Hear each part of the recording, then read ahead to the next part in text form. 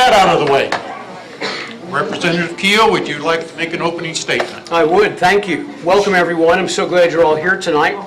My name is Mark KEOUGH, and I'm accompanied tonight by my lovely bride Kim. Kim, stand up if you would please so everybody can see that you're here. With this pal and friend. I live here in the community. I live both in North County and I live here in South County. I'm married, I've got 4 children, I've got 3 son-in-laws, I've got 3 grandkids, and we're accompanied by 2 dogs, Rachel and Lizzie. I've been in the business community for over 26 years, had the opportunity to retire early, go into full-time Christian ministry. At the same time, I had the opportunity to run for public office. I did so, was successful, and I am in the second half of my second term in the Texas House of Representatives.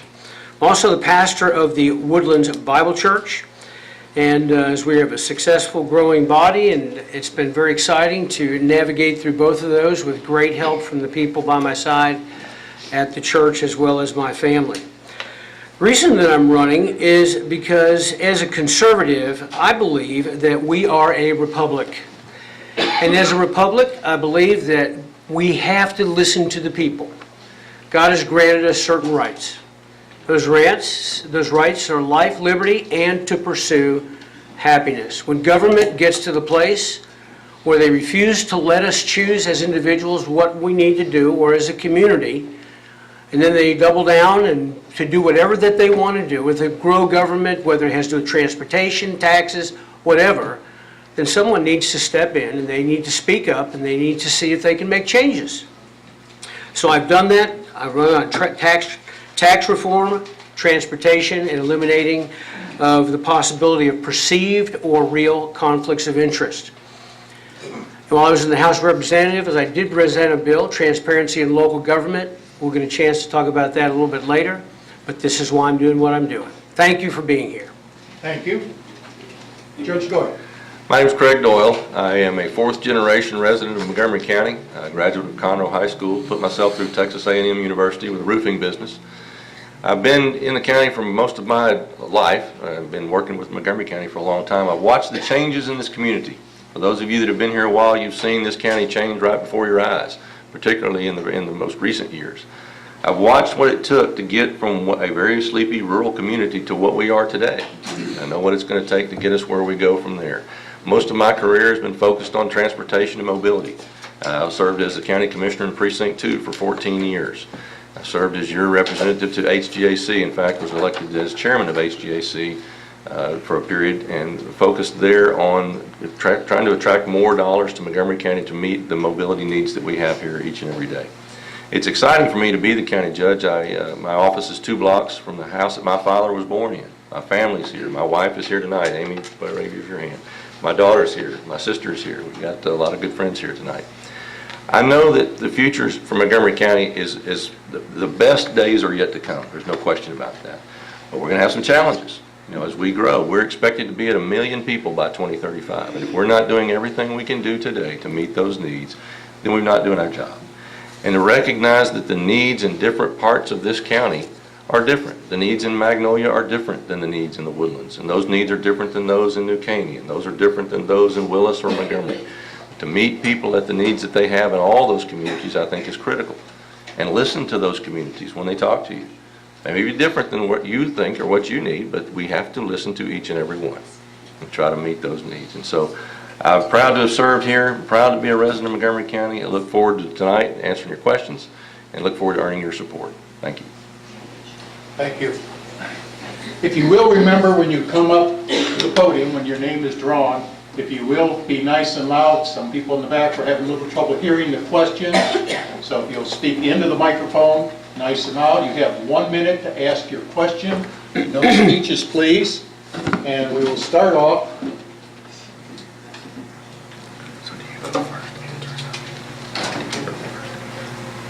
Mary Brown.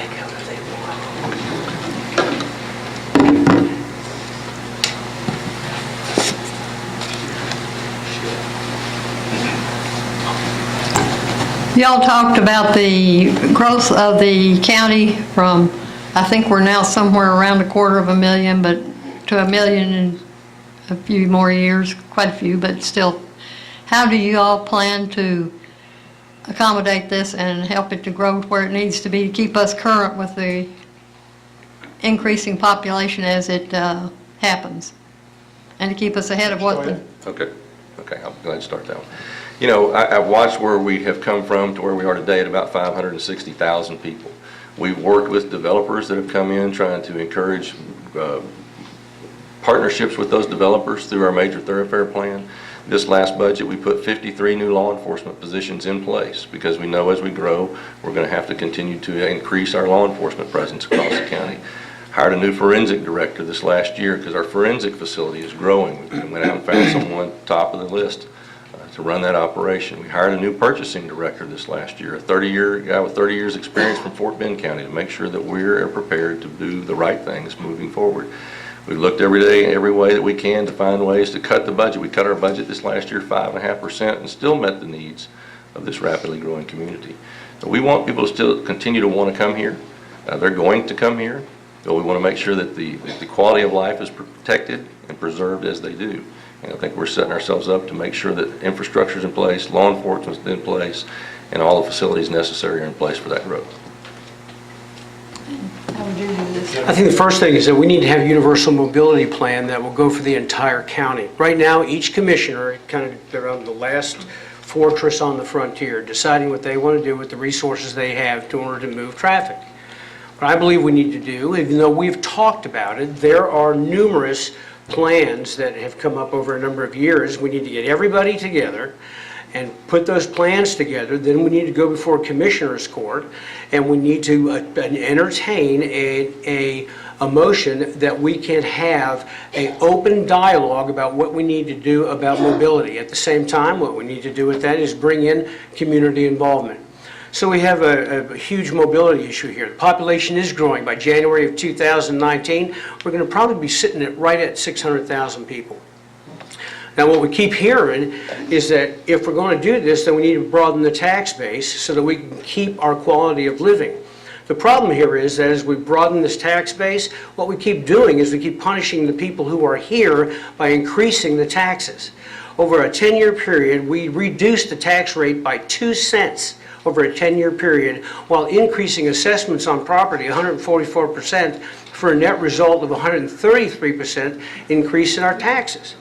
Now that's a problem, and if we're going to continue to grow this community, as the rate goes, as the appraisals go up, the rates must come down. That's going to be a huge way to do it, and we're not going to build it on the or increase our community on the backs of the people who have built the community, because that's basically what we're doing in our tax structure.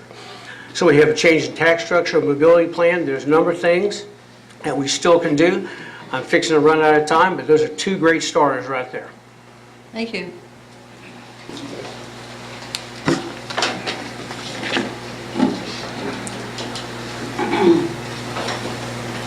Next question will be from Reagan Reed. Well, this is just touched on a little bit. What I've been noticing is our county continues to either lower the tax rate or keep it the same, but my family and my neighbors are paying more and more taxes each year.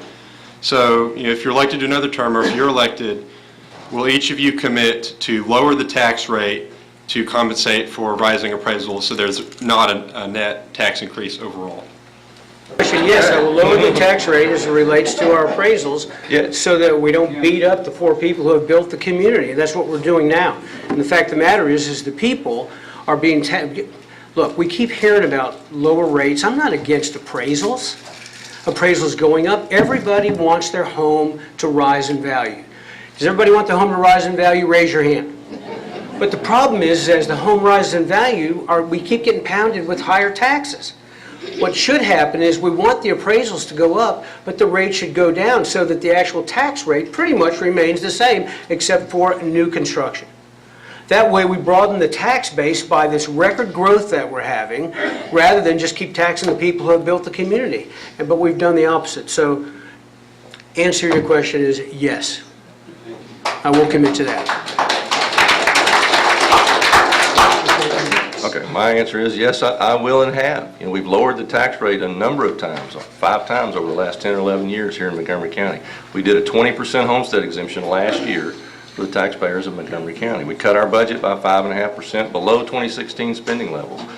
All the while, you probably won't feel that because, Mr. Keough, when you were in the legislature, you voted for Senate Bill 1, which is the budget for the state, and if you look at rider number 3, page 3-5, it says that the budget will require a 13.8% increase in school tax collections over the next biennium to fund this budget. So whatever we did at the county got wiped out by a 13.8% increase in school taxes. That's the largest percentage of your tax bill. Now, we're about 16% of your tax bill. We're doing everything we can to try to cut that. With the homestead exemption, with tax rate cuts, and lowering of the budget. But we can't. The problem is with school finance. That's where the biggest portion of your tax bill comes from. If you watch it, you look at your tax bill when you get it, and see how much of it is school taxes, and how much that's gone up with those appraisals. And this budget that Mr. Keough voted on required a 13.8% increase over the next biennium. So, yes, we will continue to work to lower your taxes at every possible opportunity. I'd like to rebut that, please. This is my first rebuttal. First of all, I wasn't there for the vote, so I didn't participate in the first vote. I'd been in an accident. I was in a hospital with cracked ribs. That didn't happen. And then I went back, and you realize that 135 people in the legislature voted for the final budget once it was amended and changed. 135 of us, and regardless of whether you're Democrat or Republican, you just may want to know, the only people that voted against it were 14 Democrats. Now, the fact of the matter is that, yeah, we took money and we moved it from one place to the other, and we did fund education in a way that it needed to be funded. Why? Because we had previously taken away tax dollars that would go to schools because we were taking it out of the gas tax so we could fund transportation, of which there's billions there for transportation. But instead, we're forgetting about all that. We're building roads that the state would build. We're charging tolls that we didn't even try not to have when we went ahead and built Highway 249. I mean, come on, that's disingenuous at best, if not dishonest. So, you know, you have to get your facts right. I was there for the second session. I wasn't there for the first part of it. And secondly, the budget overall dropped by, it was a 2.1%. The tax increase in this county, 5.88% one year, 8.31, 6.16. It seemed to me that the county needs to pay attention to what the state's doing. We got it right. Thank you, Representative Keough.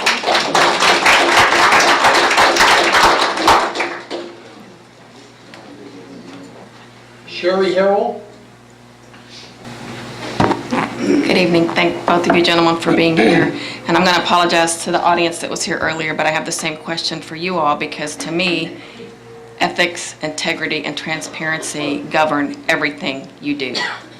And I believe that this county is rife, Montgomery County is rife with corruption, at the very least, poor ethics. So I'd like to hear from each of you. What will each of you do if elected to provide full transparency of your office, and how will each of you conduct yourselves in an ethical manner such as to restore the faith of the taxpayers you are elected to serve? Thank you. Judge Doyle, I believe you get the first. Now, this last year, we passed one of the strongest ethics policies of any county in the state of Texas. The only other one, I believe, is El Paso County that has a little bit stronger language because there was legislation that was created to do that. I believe in transparency. My door is an open door. If there's questions that you guys have, come ask me. I get very few people that call. I read a lot of things on blogs that don't make any sense at all. But I get very few phone calls actually asking me questions. If you have questions or concerns or thoughts about what's going on in my office, my door's open every day.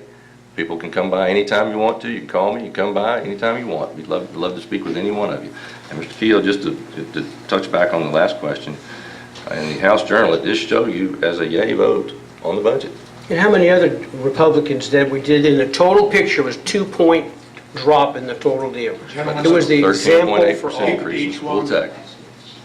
Pardon me. I'm sorry, Judge. Go ahead. I'm sorry. I got a little carried away. But have an open door policy. If you have questions, feel free to come by at any time. Thank you. Now, Representative Again, Keough. my apologies to the judge. I believe we have to have an open book policy. It's your money. You ought to be able to look at whatever we're doing with your taxes. As a matter of fact, I came out with a bill in the first session, the Transparency in Local Government Bill in the House of Representatives, to tell you how many people wanted there to do it. I couldn't get anybody to do it. I couldn't get it out of committee. When it was addressed by our local government here, I even run it by our county judge. He said, we could never afford to do that. You know what I did? I got on the telephone and I called Travis County. Because I went on their line, it wasn't easy to find, but I found it, and they have a check register. I said, how much did that cost you to do? And I was told we couldn't afford this. What did that cost you to do? She said, it didn't cost us anything. I said, what do you mean it didn't cost you anything? She said, it didn't. We started out with an Excel spreadsheet, and we would just look at it. And I went and I looked at it myself, and I went down through the documents, and I saw all kinds of charges, and every check that was written we knew who the check was written to and how much it was for. I thought, it's almost a no-brainer. So to be able to do that and to see, if we would have had that, we wouldn't have had all that conflict years ago with the Joe Corley Center when people were writing checks. Somebody would have been alerted to this in the middle of all the conflict, and we wouldn't have had all that. Or the other conflict where he said this, she said that, we spent this, we did that. What happened with this? What happened with that? No, I think you have to have transparency in the books. It's not our money. This is not my county. These are not my people. This is the people's county. It is their money, and it's theirs to do what they want with. We are elected representatives. We represent the people. And whether it's showing books, whether it's open records, whatever the case may be. And I think that is essential to do it. The second thing is I think we need to avoid any type of appearance, even appearance, of conflicts of interest. Now, as I read in the newspaper, to my opponent's credit, he recently dissolved a partnership, but the fact of the matter is we have partnerships in other businesses that are legal. Nobody's questioning whether or not it's legal or not. Even our county attorney said it was legal, but at the same time. Thank you, Representative Key. Okay.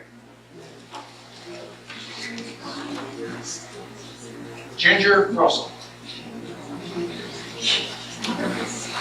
And I know you've crafted your question well. I got a question now. Since 2007, taxes in Montgomery County have surged to double. Judge Doyle, you have presided over and voted on every one of these budgets that have increased our taxes, either as you served as commissioner or as you serve as a judge now. What are you both going to do to reduce spending and cut taxes? I believe Representative Keough, you need to start this one. Yeah, I think yes, thank you, and I appreciate that question.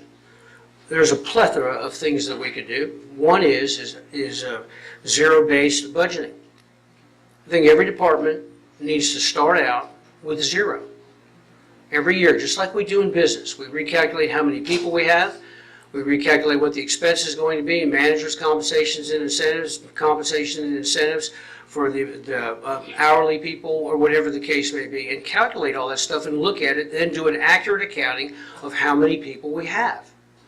In other words, if we know that we're going to have 5 people and we're going to increase 2, then we can budget for 7.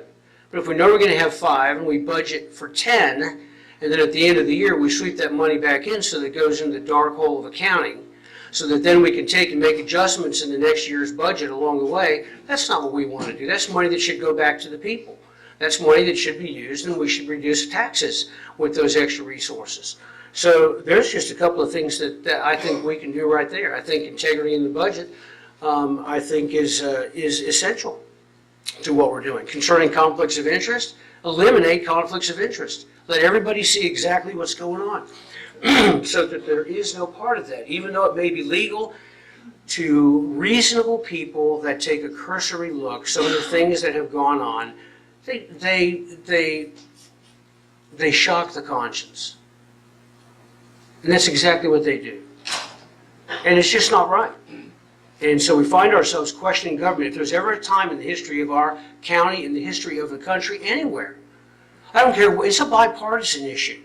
You want your elected officials to be straight, and you want them to be very clear about what they're doing with your money. It's your money. It's not our money. We serve you. You don't serve us. We guarantee your rights as government officials. Sounds very noble, but the fact of the matter is, that's American. That's what we do. Well, that's what we have done. You know, we cut the taxes, we cut the tax rate 5 times over the last 10, 11 years. We cut our budget this last year by 5.5%. We fund all of the operations of Montgomery County at a cost of about $50 per person per month. That's cutting it pretty thin. Now, JD, how much did you cut your budget this last year? 5%.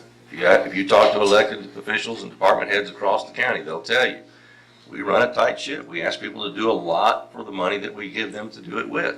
Montgomery County is in a very unique situation.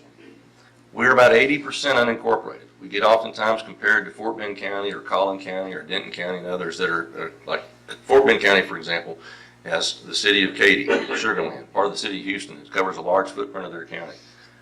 We don't have that here in Montgomery County. So our sheriff's department, our constables are law enforcement for 80% of this county. Our commissioners are maintaining the roads for 80% of this county. We don't have those large municipalities, the footprints that cover those areas. And so we do a good job. When you look at the cost at the federal level, we spend about $12,100 annually to fund the federal government, about $3,800 per capita annually to fund state governments. City of Conroe is about $2,000 annually.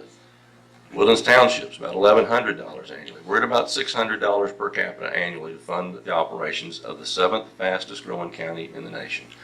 We're trying to minimize the tax dollar everywhere we can and still maintain the needs of a county that's growing every single day to meet mobility needs, to meet law enforcement needs. We, in fact, received a AAA credit rating this last year. We're one of just a very few counties in the state of Texas. If you've ever gone through a ratings review, it would make an IRS audit look like a cakewalk. They looked at every nook and cranny of our state, of our county operation, our budget operation, and we received a AAA credit rating. I'm extremely proud of the operations of this county. I'm extremely proud of the work that the elected officials and department heads do with the dollars that we give them. Thank you. Next question will come from John Woods.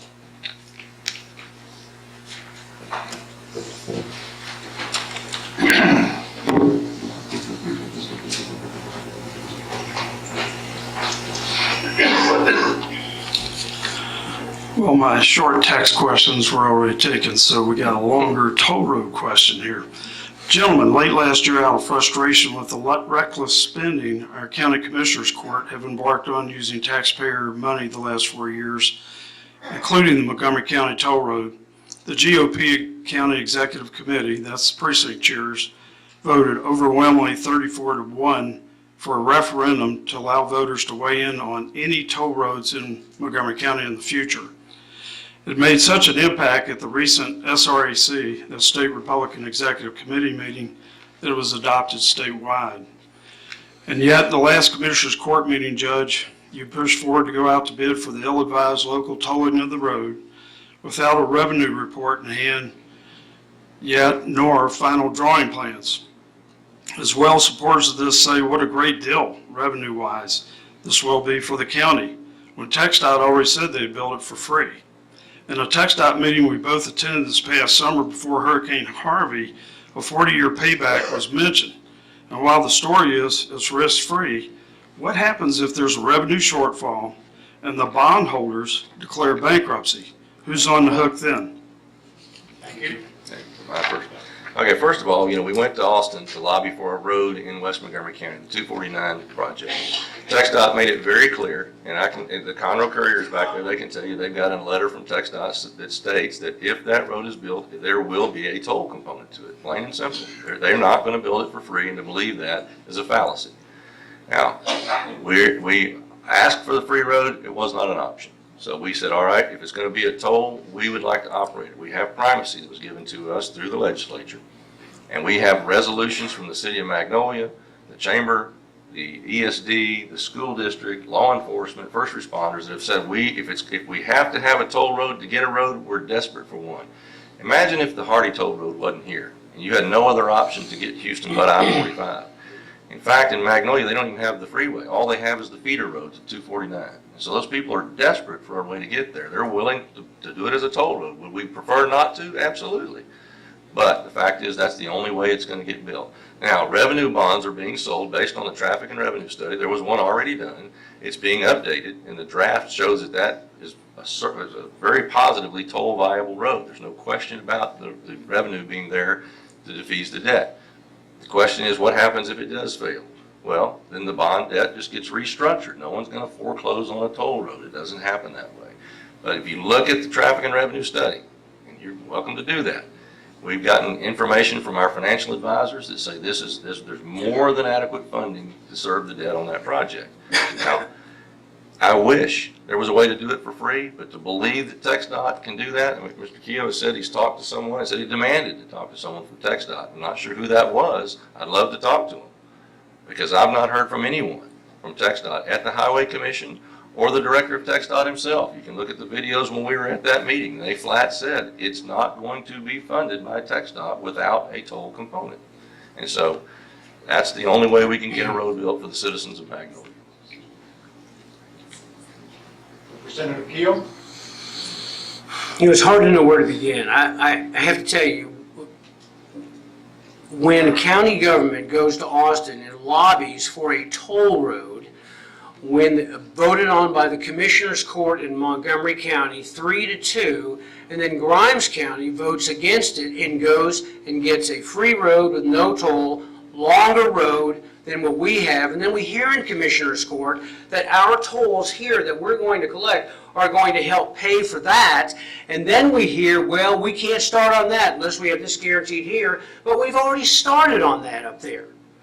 Something is not right here. The fact of the matter is that we lobbied for a toll road across the board. Now, we just happen to have this 3.5 mile or 4.5 mile, whatever, this section of 249 that we are going to do. For whatever reason, we're going to do it.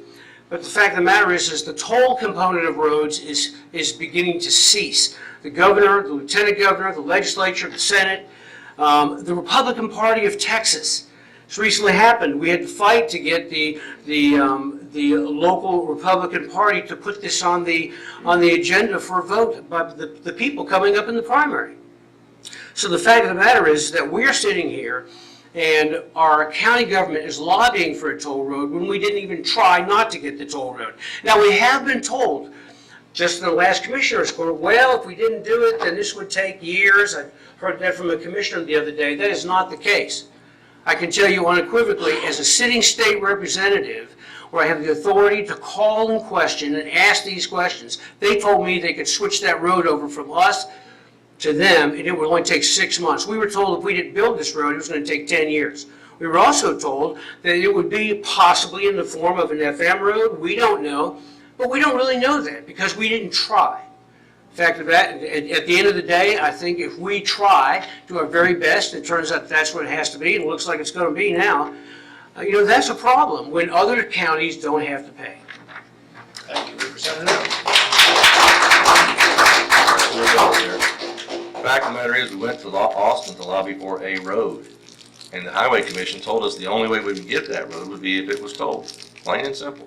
That was their answer. Now, Representative Keough said he's talked to someone at TxDOT. I'd like to know who it is, because I would hope that you used all your power as a state representative to influence that person to build the road as a free road, but it didn't happen. It's not happened. Now, the sad thing is, we've been negotiating on this road for almost 5 years, trying to get it built.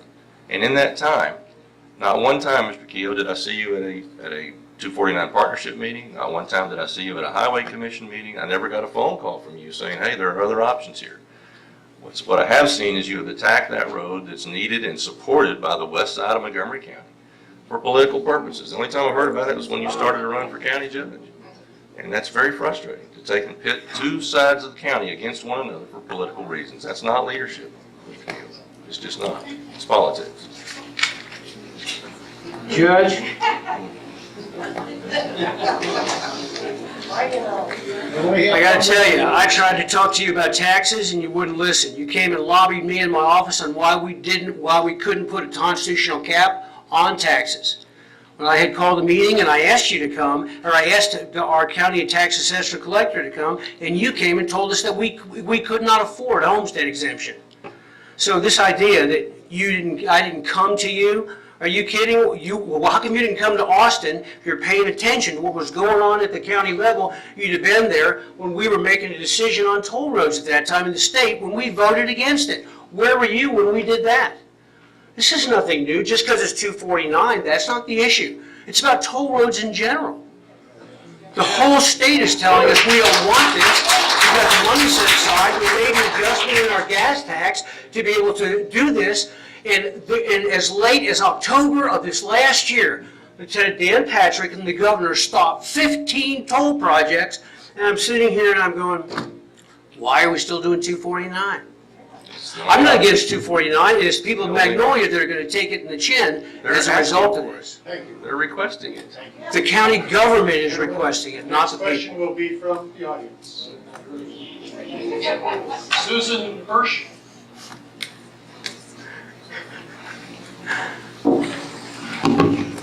I want to first thank both of you for your contributions to Texas. Pull the mic down, speak up. Okay.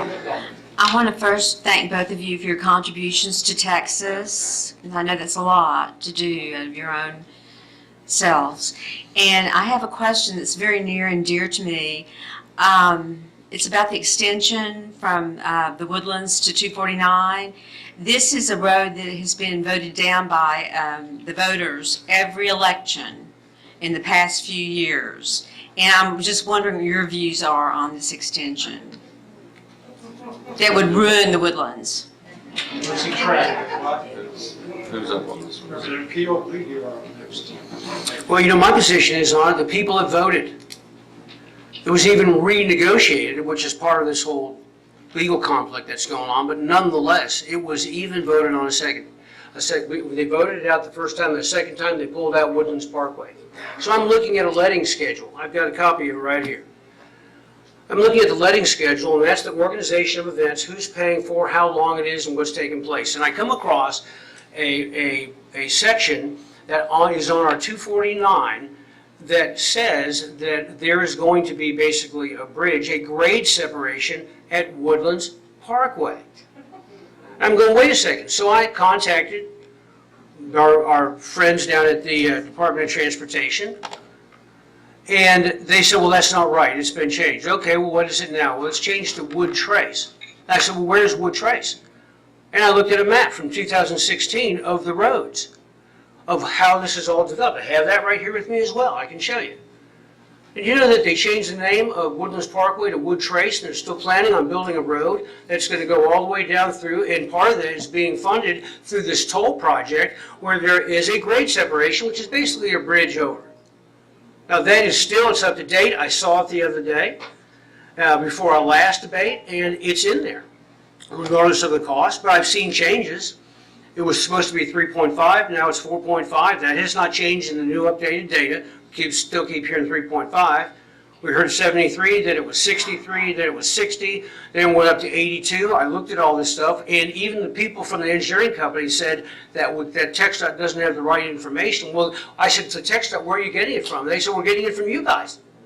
That's the engineering company working on behalf of the state. You have all these conflicts. We really don't know what's going on. And not only that, they changed the date from January this year, and they moved it to May. Now, why would they do that? That's conveniently after the election.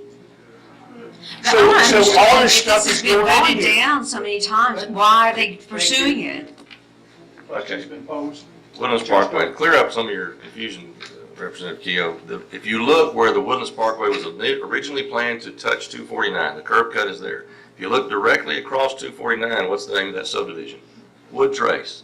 And they're talking about an overpass over the Wood Trace entrance to that subdivision on 249. There's no plans to build Woodlands Parkway, although I do appreciate you supporting it in the May 2015 bond issue.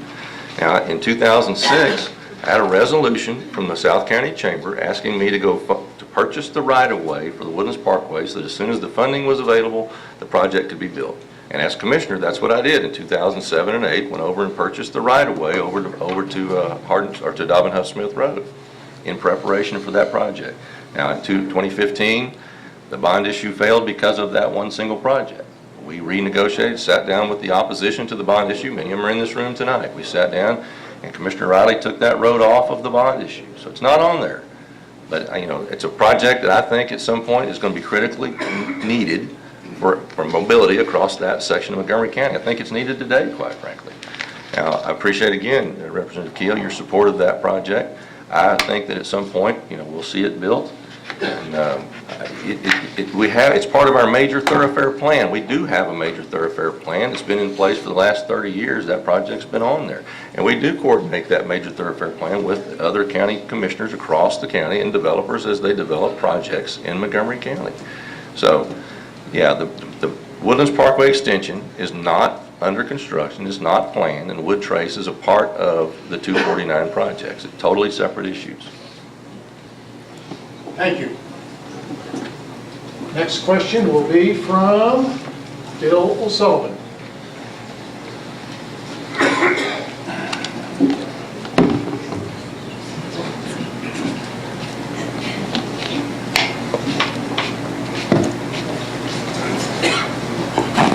Good evening, gentlemen.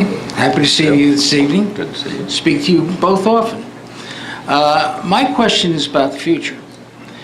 Back about 4 years ago, we had a mobility study done in South County.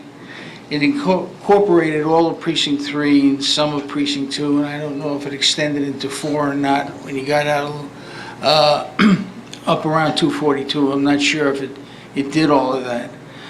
But it said for just that section of the county, roughly 25 to 30% of the county, it was going to cost, well, in terms of population, but in terms of area, it was a lot smaller than that. It was going to cost $1.6 billion to complete the mobility plan over 25 years. Now, we went down the road and we had bonds and they didn't pass and all the rest of that, and then finally we passed something, and now South County is getting a little over 100 million. If you could wrap up your question. Okay, a little over 100 million.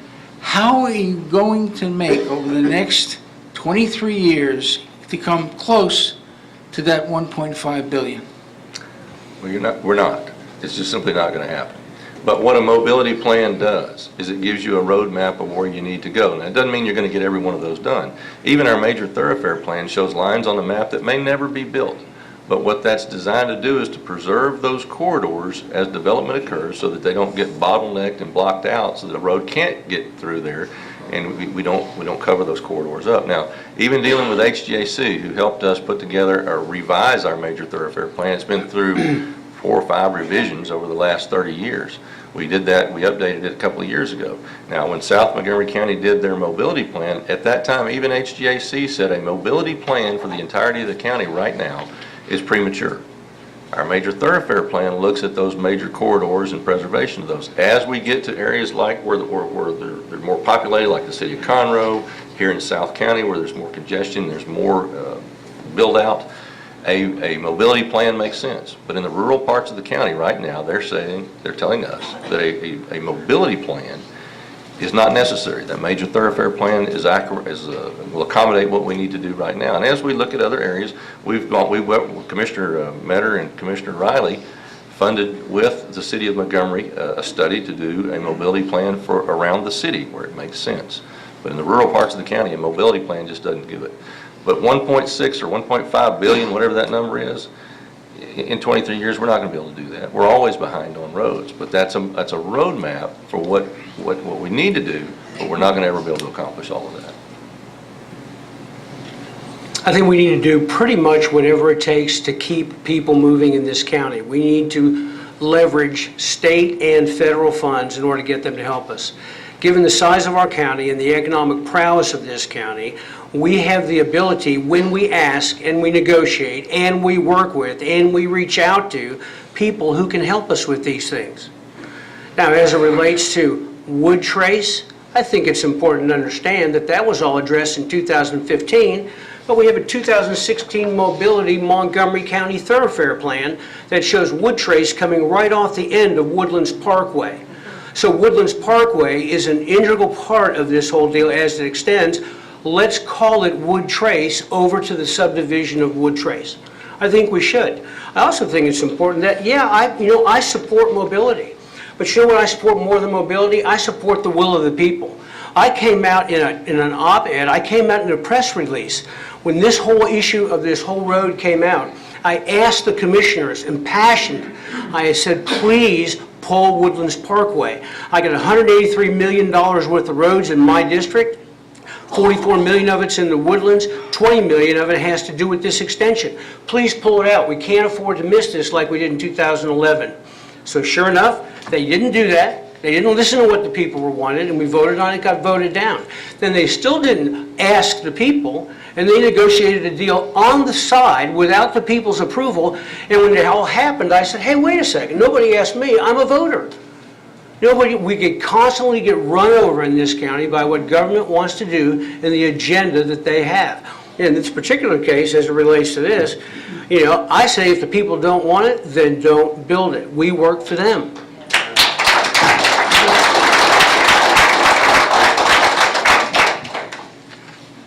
Yeah, our next question will come from Sherry Shorten. My question's already been answered. Okay. Thank you for giving somebody else a chance. Next one, John Ballman.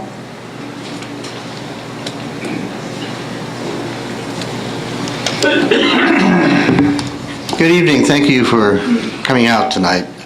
I have the same question I asked the prior group. It has to do with the collections from the 4 PC office, Justice of the Peace offices, JP offices, that are not using the judicial system that was put in place 4 years ago. This was before you were judge, I believe, Judge Doyle. And at that time, there was a discussion at Commissioner's Court in which these 4 JPs came in and in a very passionate way argued that they should continue doing what they were doing. But what's turned out now is that they are not doing a very good job collecting the fines that they issue. And I'm trying to figure out who's responsible for that.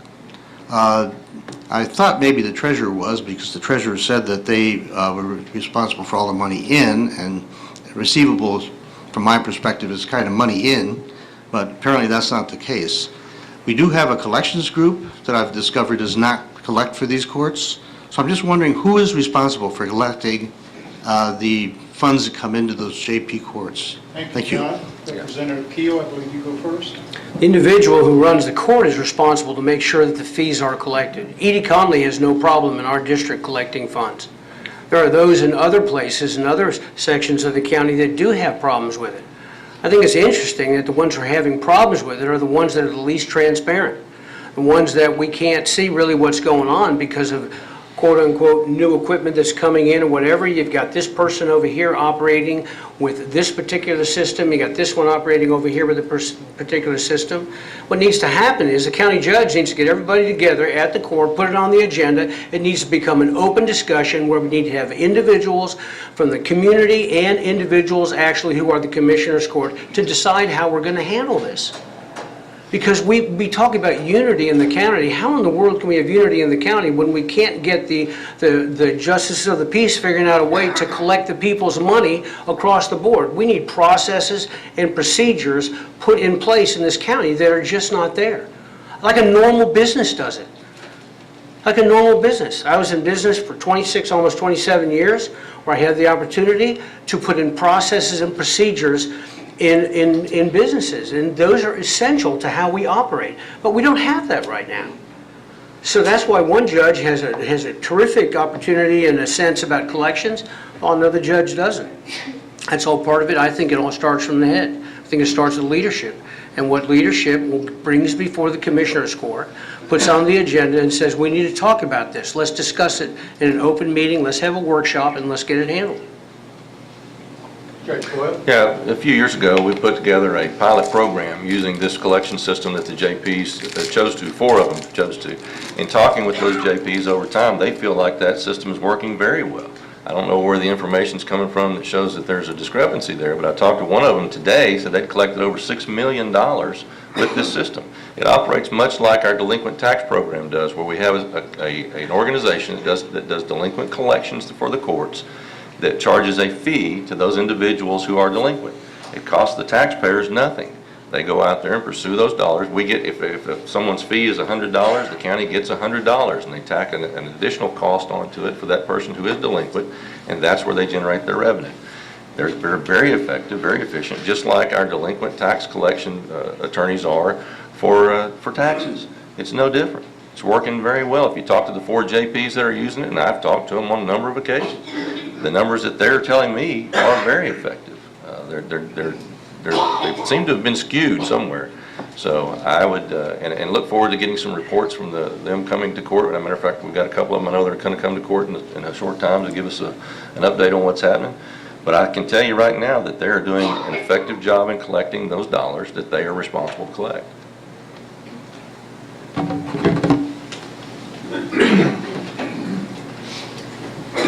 Next question will be from Sherry Johnston.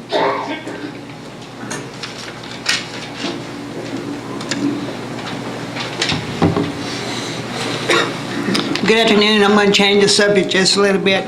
I have spent many hours in Austin testifying before the legislators and hundreds of hours in courtrooms in family guardianships in Harris County and a few in Montgomery County. My question to either or both of y'all is, would y'all be interested in having families go to arbitration to prevent their children and their parents from entering into a guardianship? It would also, the courtrooms wouldn't be near as congested, and the abuse and the exploitation of the elderly and families and guardianships would be a lot lower, considering that we have over 58,000 elderly people and children in guardianships losing their rights every day without a trial by jury. I'd just like to know what y'all's input would be. Sure. Anything we could do to help protect the children and the elderly, if it's an arbitration system that would work, absolutely I would support that. Because I think that there's too many times that families get torn apart and issues get drawn out through courts where maybe some kind of arbitration would be the answer. So absolutely I would support that. Thank you. There's a lot of arbitration that's going on right now. I took, during the interim between the last session and this session, I took courses at University of Texas Law in mediation and also at the Conflict Resolution Center in Conroe. And I sat in on arbitration where it takes place in Conroe. I spent a lot of time during the interim at the Department of Family and Protective Services actually going and visiting families, going out with investigators, and just spending time with them. Anything that can help us arbitrate parental guidance for sure needs to be done. What I experienced, though, is that there was such conflict between these parents, even though we had arbitration, there was such conflict, I mean hostile conflict, that the kids were caught in the middle of this deal, and it just seemed like there was no way out, and there needed to be some type of change. But what we have done is we have seen that there is arbitration, and with some it does change. It is already taking place. So, could it be done better? Absolutely. Would I be interested in seeing it done better? Absolutely. This is my committee. I'm very much interested in that, and was involved in legislation having to do with the Department of Family and Protective Services, for sure. Thank you. Just one. Mr. Yalek.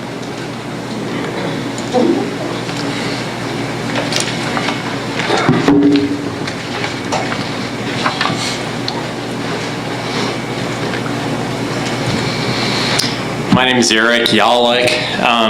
In the event, and this is addressed to both of you, in the event that you win the Republican primary in March and you're able to win the general election in November, what reform leadership can we look forward to from each of you with respect to the salaries of the county judge and the county commissioners? Thanks. In the very first agenda of my very first Commissioner's Court, I will have on the agenda that I am going to move, and it be voted on by them. I can't decide this myself. I am personally going to take a 12% cut in the salary for the county judge. Not only that, but I'm going to freeze it, and I've committed to freezing it as long as I am the county judge. And at the same time, I'm not looking at everybody else's salary. I'm not looking at anybody else's salary in the county. That really is a non-issue today. The real issue is leading by example, and I'm going to do that.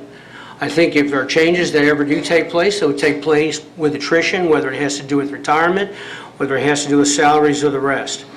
And so that's my position on it. I am going to lower my salary 12%, number one, and number two, I'm going to freeze it as long as I have the opportunity to serve this community as county judge. I wouldn't. I would leave it where it is. I think you get what you pay for. I know I earn every penny that I make. I work hard every day, and there's a lot of commissioners that work just as hard as I do. And so, I don't think that I think sometimes you, if you do that, you lower that salary to a point, you're going to get what you pay for. And so, no, I wouldn't consider lowering the salary. We didn't take any raises this last year. We didn't give anybody any raises this last year. A couple of years ago, we didn't give raises for elected officials. But no, I would not lower my salary if I were elected.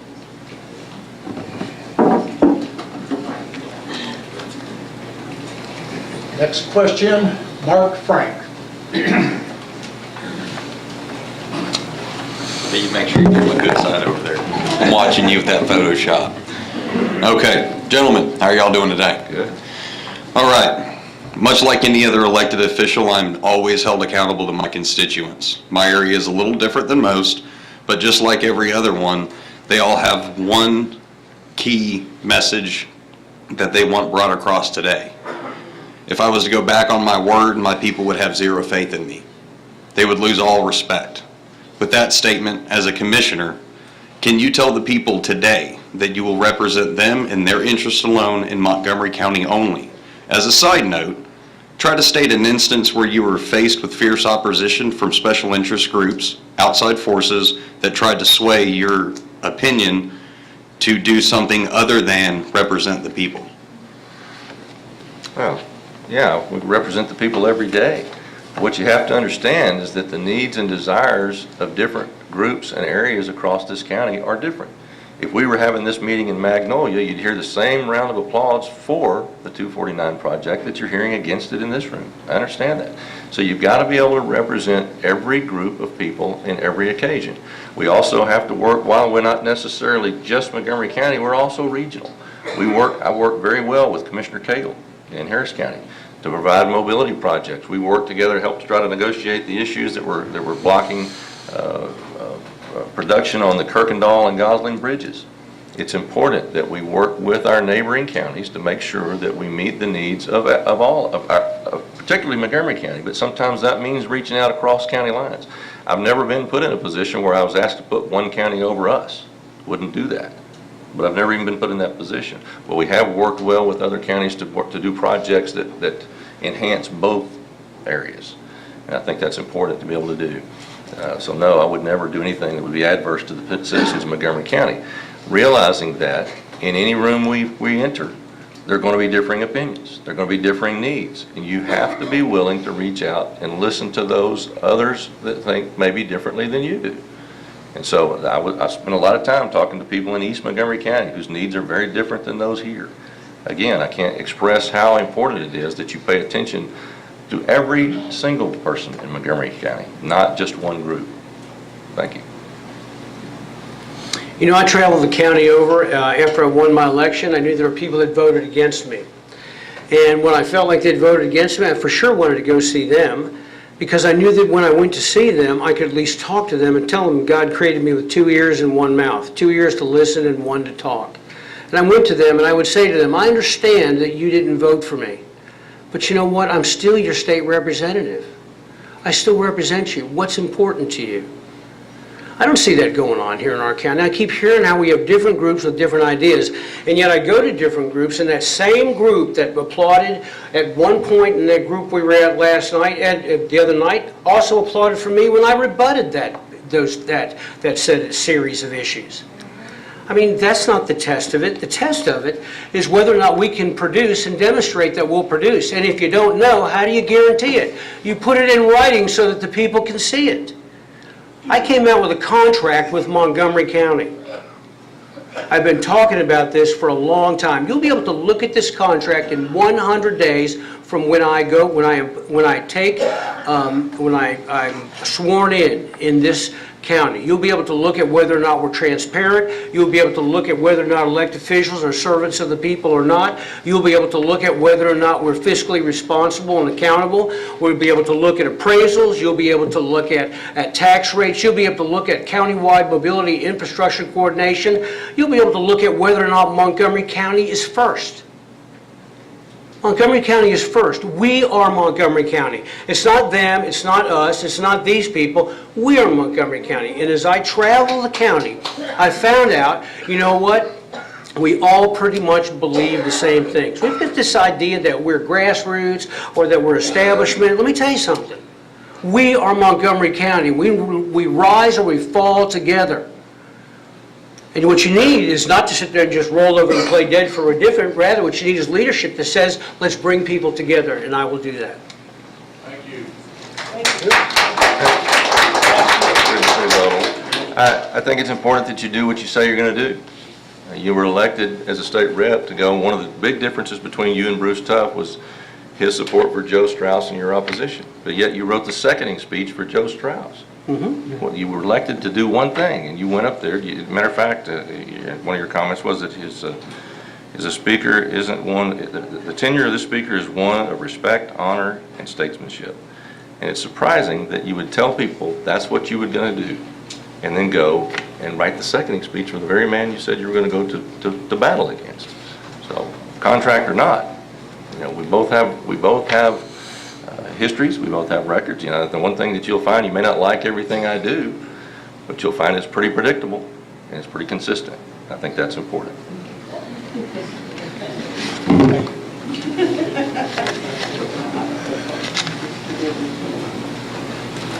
Rhonda Tate.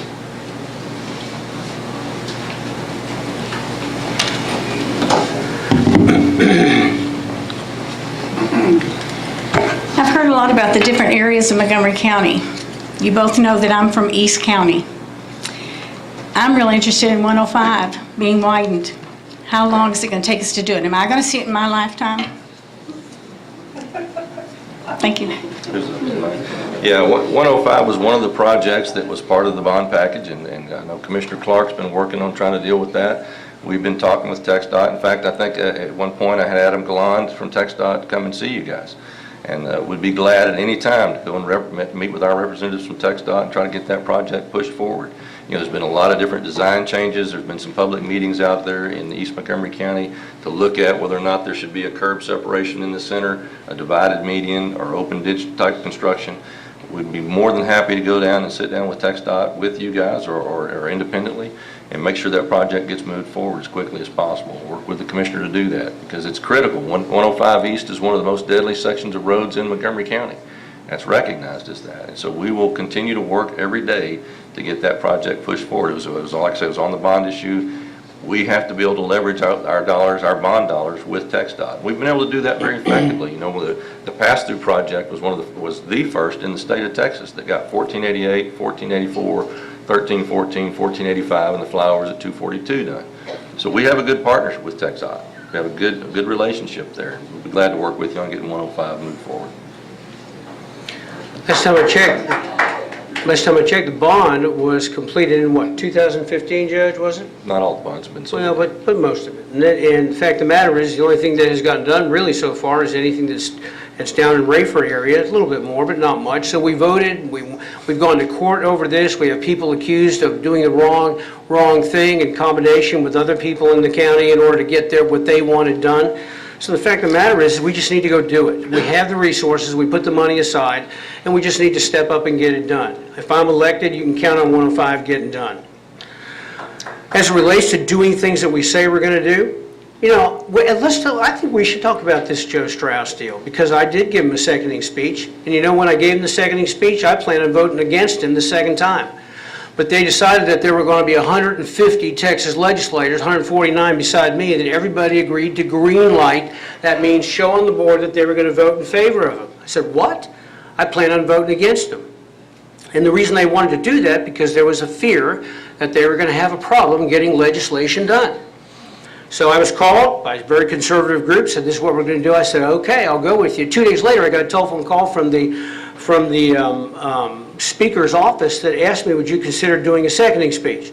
Now, everybody else, 149 other people, have the advantage of getting their legislation done. I get put on the spot over the telephone, and I'm going to say, oh, let me think about it, Mr. Speaker. I'm not quite sure, right? Not a chance.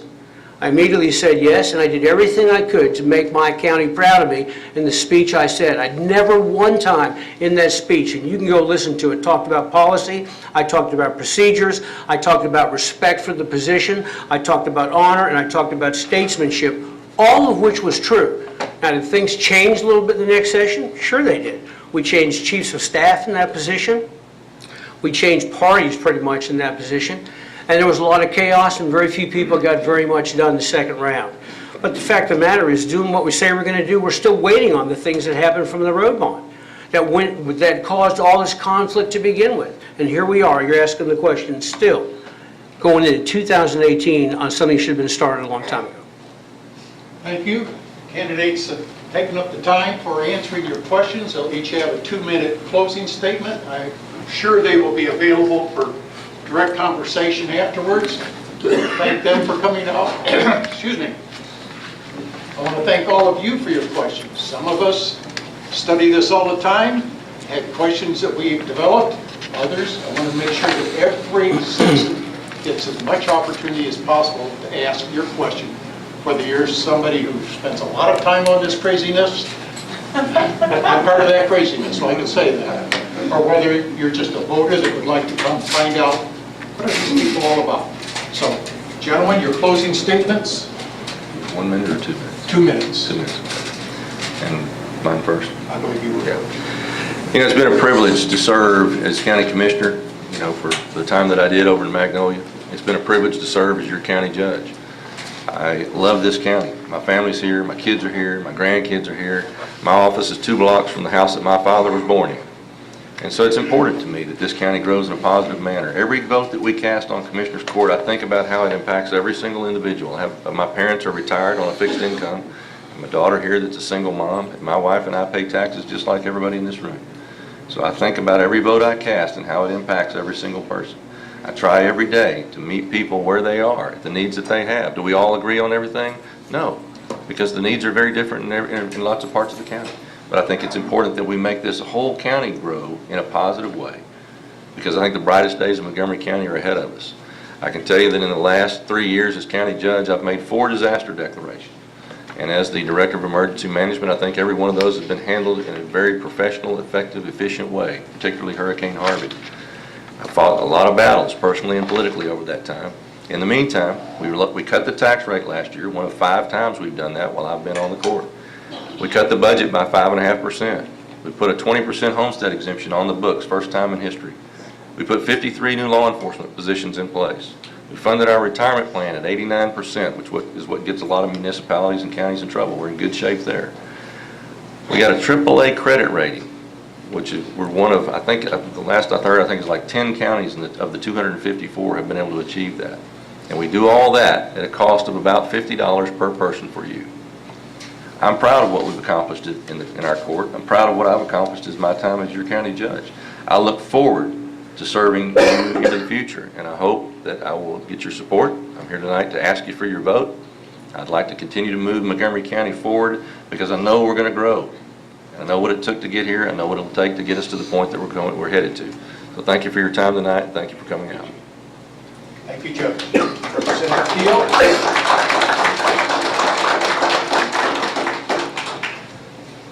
I think that leadership is everything. And I think when we lead, I think we have to demonstrate integrity in leadership, and I think we need to square off with people where we really are. I have sat here tonight and listened to twice, possibly 3 times here, that we have lowered the tax rate 5 times in the last 10 years. No, we haven't. I've got the documents right here. I can show you every change in rate. It's happened 3 times in the last 10 years. Under normal conditions, that's not a big deal. Well, you missed it by 2. It's only 40% off when you're talking about numbers and about people's money. I mean, come on. Not only that, not only have we only lowered it 3 times, we've only lowered it 2 cents over a 10-year period, 2 cents, while we've increased the assessments on homes 144%, and that translates into taxable, net taxable, 133%. That's not leadership. Leadership is figuring out how to keep and maintain the value of your home, and as your homes increase, while not docking the poor people that you and I, who are out there, who have built this county and have built this community. But you know what? It's being built on the backs of the people that have already put in the time, have already put in the money, and it's not just about schools. Schools is not the issue here. We keep hearing that as the issue, but it's not the issue. We keep hearing about it per capita and how it with $50 for services. Do you realize that here in our county that we are the number 7 out of the top 10 taxing counties in the state of Texas? Do you understand that?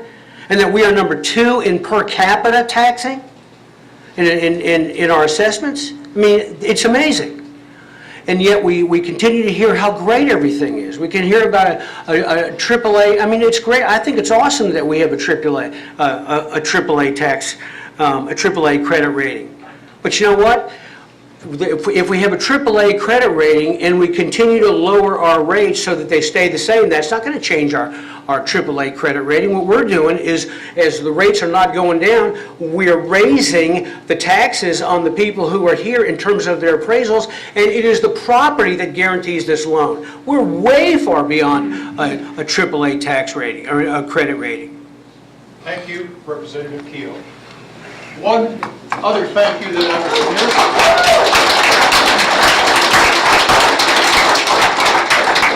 I was remiss a minute ago. We offer a great thanks to the City of Shenandoah for making this facility available.